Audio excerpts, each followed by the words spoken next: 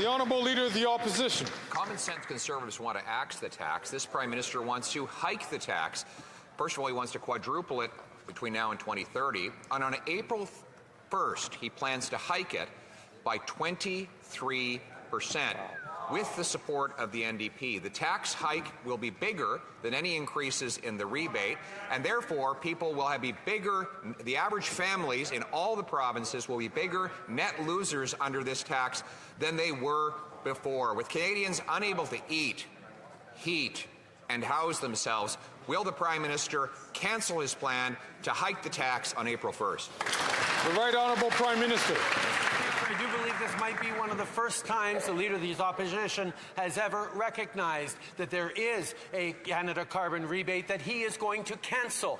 Checks that he will prevent from delivering to Canadians right across the country. 8 out of 10 Canadians households get more money than they pay in carbon pricing in the provinces in which they apply. In Alberta, $1,800 a year to a family of 4. $1,200 a year in Manitoba. Even in Ontario, $1,120 to a family of 4 in Ontario. That's money in their pockets that he wants to take away. The Honourable Leader of the Opposition. Well, I'm glad he mentioned his phony rebates, because $1,800 in Alberta is the rebate. That's what he said. You heard him. Here's the gross cost.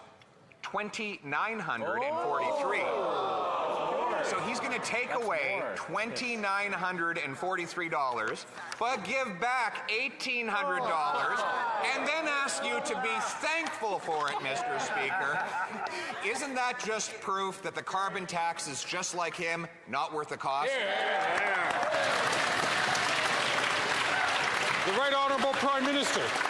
Speaker, the Parliamentary Budget Officer himself recognized that the $1,800 in rebate that we're sending, for example, to a family of 4 in Alberta is more than that family of 4 costs with the price on pollution.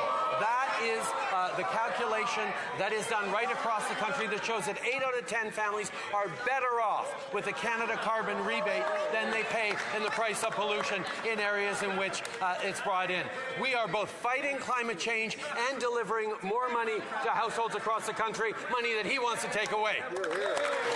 The Honourable Leader of the Opposition. Speaker, the Parliamentary Budget Officer report is in my hands. Page 3 of a distributional analysis of the federal fuel charge under the 2030 emissions reduction plan.